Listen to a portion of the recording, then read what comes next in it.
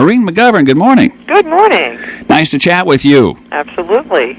I just noticed you're an Ohio gal, aren't you? I grew up in Youngstown, Ohio, northeastern Ohio, yes. Wow. I didn't know that until I started going through some of the information that I was able to find on you. Born there and have been singing probably ever since the days of those disaster pictures. Actually, since third grade, I guess. I was in the grade school choir, but then sang in high school, sang folk music, and then went out and did all the lounge circuits around the Midwest, the Holiday Inns, the Ramada Inns. That's where you have to get started, I guess. Comedians go to small places for comedy, and singers do the same thing, don't they? Well, they did 20 years ago, so I don't know what actually everybody's doing now, but that's what happened then. Do you have a handle on what's happening with music these days? Is it tough to keep your finger on it? Well, I think as we come to the end of this century, a lot of people are looking back to some of the classic songs, with a greater appreciation of the songs, the Great American Songbook, which of the tour that I'm doing right now with Mel Torme. Because music, I think the times have gotten more cold and impersonal and mechanical, and I think that's how music reflects that of the day. So I think a lot of people, myself included, are looking back to some of the great songs from yesteryear. And Linda Ronstadt, with her recording, her Standards album, I think that opened a whole market for younger people to really be introduced to these great songs. The one that she did with Nelson Riddle. Sure. Yeah. Which is a rich cultural heritage of our country. I mean, it's great that young people are enjoying that. And Harry Connick and, and all the other people. Yeah. The Hot Chili Peppers. Cole's wonderful album. Yeah. That's fabulous. I watch some of these good. I guess it's okay we have diversity, but I'm sure glad some of this other stuff's around, like the songs you do. Well, great, yeah. I mean, I exercise to Madonna, but I like other things as well, Yeah. So I was just thinking about Mel Torme. He came to town not long ago. I've had a chance to interview him a couple of times, and you talk about a song stylist, a guy who's... he's the best there ever is or was, Yeah. Every night I stand in the wings and listen, and it's a lesson, He's great. Now, will you both be here next weekend? Yes. We're doing we're coming to the end of our, in fact, you will be the last concert of our tour. It will be the 6-week tour we've done, of one-nighters. I just bet you do a duet together on stage. You'd be betting right. Yes, we do a tribute to Rodgers and Hart, which is lots and lots of fun. Yeah. How did you get, if we can back up here a little bit, how did you get associated with shows like the Poseidon Adventure and the Towering Inferno and Superman, too, come to think of it? Sure. Well, I mentioned I started in the lounge business, I guess, in the beginning, and a producer from Cleveland took a live performance tape of mine around to all the record companies, and everybody turned me down except for 20th Century, and they signed me just as a singer and said they would look for something, and the morning after was the first thing they sent to me. So they figured since I was very new and unknown, it would be a good plus to be attached to a movie that they, by all indications, was going to be huge. But as soon as I heard your voice, I just knew you were one of these people that was trained. Now tell me you're not. No, I'm not. Well, I mean, not then, certainly.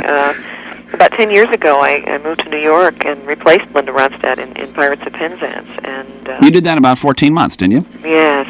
I had a great time. It was so much fun. And then right after that, I went into Nine opposite Raul Julia for about 6 months on Broadway. And during that time, I studied with a vocal coach who came with the Pirates contract. And so that was the first time I'd really studied. I just, I think the best thing is to listen to singers and instrumentalists. I think for phrasing and interpretation, and that's mostly what I did. I listened to Judy Garland and Streisand and Cleo Lane and Mel Torme and Milli Vanilli. No, and let's see, Judy Collins, Joni Mitchell, the Beatles, just all the Dionne Warwick, Dusty Springfield, all the people that influenced me when I was a kid growing up. Now, they always say, I know a little bit about comedy, not a whole lot to brag, but they say you want to find your own style. I guess this applies for actors or anybody who's on stage. You want to find your own person. The same is true of singing. I mean, you can... Maybe when you first start out, you try to mimic maybe your favorite one, but then eventually you've got to develop your own style, don't you? Sure. You find what's unique about you and different, and you have to make your own statement. Yeah. You mentioned Linda Ronstadt. I wonder if she pictures anybody differently when she sings different songs. Do you do that? When she's singing, when she sang with Nelson Riddle, for instance, doing some of the old evergreens, and when you do those, do you try to picture somebody maybe like a oh, this is a bad example, but maybe a Helen O'Connell or somebody who did, big band stuff, for instance?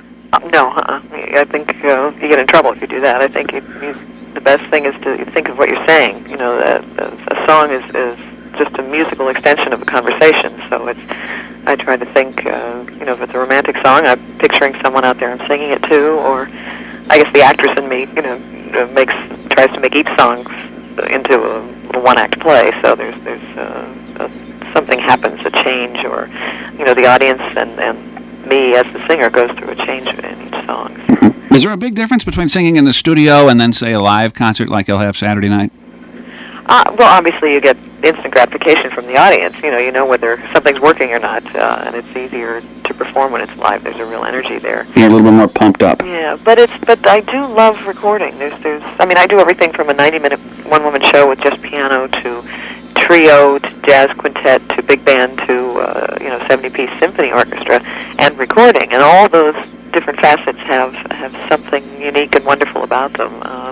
But recording, which is great about that because you can get the sound level exactly the way you want it. So you just sort of close your eyes and get lost in the world of the song. Mm-hmm. Is it possible, I have to ask you this, when it comes to instrumental people, I suppose, I mentioned Milli Vanilli before, they were vocalists who, well, no, they weren't vocalists. but with two guys. Yeah, with instrumental people now, they have so many computer assists with keyboards and everything, and keyboards sound like trumpets and you name it. Right. Are they technically able to make singers who maybe aren't that good sound a whole lot better? Absolutely.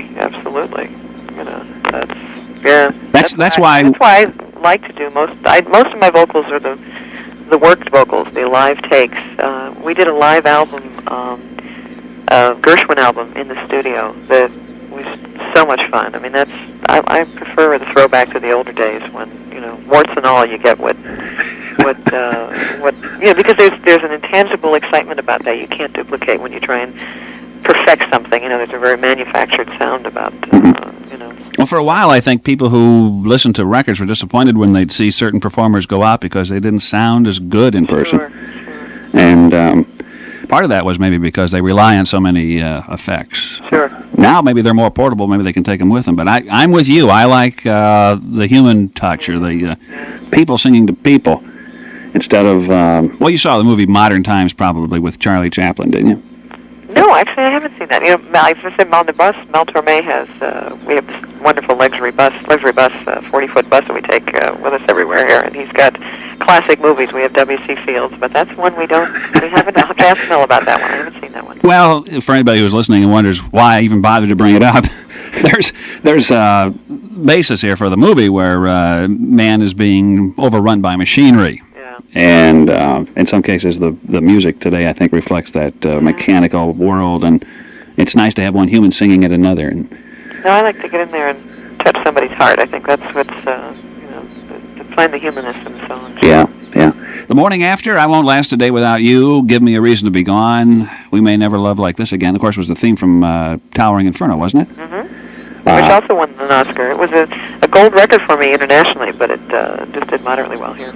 Can You Read My Mind from Superman and Different Worlds was from a TV series. Mm-hmm. Angie. I guess The Morning After probably was your biggest hit, wasn't it? Sure. That was a worldwide gold record. Yeah. Do you find yourself doing mostly concerts these days? I know you have a new CD out with new songs on it. Yeah, I'm doing this tour with Mel Torme, and then actually I start promoting the album as soon as we're doing a video. As soon as I get back to New York, and then go out, promoting the album. The album, I had a great deal of fun recording. It's classic songs from 1955 to 70. And in fact, you do a McGuire song on here. Sincerely, yeah.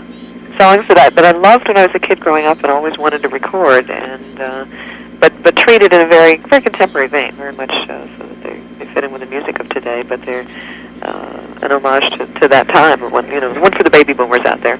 Yeah, I noticed. Let's see. I didn't notice who wrote Sincerely, but did Steve Allen write that? No, I don't know the name of the writers to that either. Because we have a McGuire Sisters album here someplace with Picnic. Picnic was written by, I think, Steve Allen. Oh.